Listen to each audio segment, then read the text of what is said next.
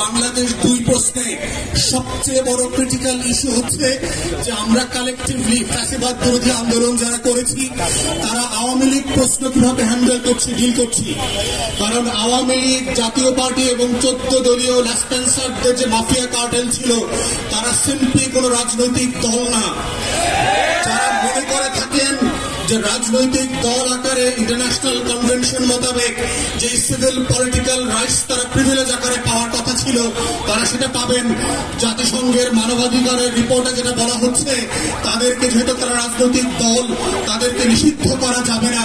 তাদের কাছে আগে প্রথম প্রশ্ন হচ্ছে আওয়ামী লীগ রাজনৈতিক দলের ডেফিনেশনে পড়ে কিনা সেটা আগে আদালতে আওয়ামী লীগকে প্রমাণ করতে হবে।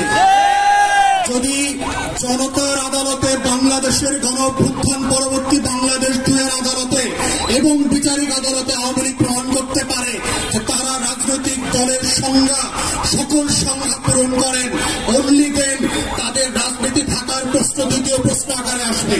কিন্তু আমাদের কাছে গণঅভ্যুত্থানের যেই রিপোর্ট মানবাধিকারের দপ্তর থেকে এসছে, জাতিসংঘের কাছ থেকে, এটা খুব প্রচ্ছন্নভাবে পরিষ্কার।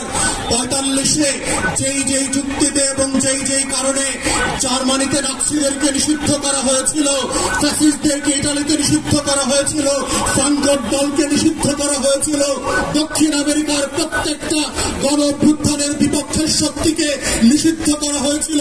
কঙ্গো এবং বুরুন্ডিতে সেই লাল কলমক্সের খ্রিস্টান মিলিশিয়াদেরকে নিষিদ্ধ করা হয়েছিল। জঙ্গি ট্রিপলেক্সকে যেইভাবে ক্লু ক্লাক্স ক্লানকে আমেরিকাতে নিষিদ্ধ করা হয়েছে তার প্রত্যেকটা সংজ্ঞায় আওয়ামী লীগ নোবেল পুরস্কার পেয়েছে। এবং যে একই কারণে আওয়ামী লীগ নামক কোন এন্টিটির রাজনৈতিক দল আকারে কোন সুবিধা পাবার কোন সুযোগ 24-এর গণঅভ্যুত্থানের পরে স্বাধীন বাংলাদেশে আর থাকতে পারে না। 1400 শহীদের রক্ত দিয়ে দেয়ালে দেয়ালে আওয়ামী লীগের ভবিষ্যৎ লেখা হয়ে গেছে। এই ভবিষ্যৎ কোন কালো কালি দিয়ে মুছে দিয়ে আবার নতুন করে লেখবার প্রয়োজন হবে না। তাই প্রশ্ন হচ্ছে আওয়ামী লীগ প্রশ্ন আমরা কিভাবে ডিল করব, এটাই হচ্ছে সম্মিলিত সিদ্ধান্তের জায়গা। এবং প্রধান উপদেষ্টার সাথে আমরা যখন দেখা করেছি বারবার বলেছি যারা 2009 সালে আমার স্বাধীনতা সার্বভৌমত্বের 2টা ফোর্সকে এট এ টাইম ধ্বংস করে দিয়েছে তাদেরকে বিচারিক আদালতের মাধ্যমে, কমিশনের মাধ্যমে বাঁচিয়ে দেবার নতুন ব্লু কলার ক্রাইমের শুরু হয়েছে।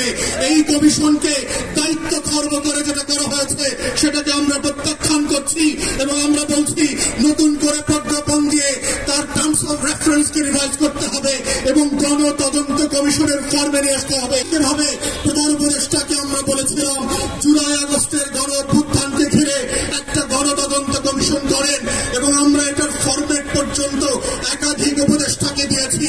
আমেরিকার কংগ্রেশনাল হিয়ারিং এর মডেলে, সিনেট হিয়ারিং এর মডেলে, ব্রিটিশ এবং ইউরোপিয়ান পার্লামেন্টগুলোতে যেভাবে উন্মুক্ত শুনানি হয় সেই শুনানির মডেলে করে সেইখানে গণতদন্ত কমিশন হতে হবে। আজকের ইনকিলাব মঞ্চে এসে যেইভাবে শহীদরা তাদের বক্তব্যের কথা বলছে সেই উন্মুক্ত শুনানিতে যেটা পৃথিবী লাইভ সম্প্রচার করবে সেখানে শহীদ পরিবার এসে তার গল্পের কথা বলবে, তার কষ্টের কথা বলবে, তার আকাঙ্ক্ষার কথা বলবে। আগামী দিনে আওয়ামী লীগের রাজনীতি থাকবে কি থাকবে না সেই কথা 1400 শহীদ পরিবারকে সিদ্ধান্ত নিতে হবে। কোন সুশীল উপদেষ্টার কথায়, কোন শাশুড়ির কথায়, দিল্লির কথায় সেই সিদ্ধান্ত হবে না।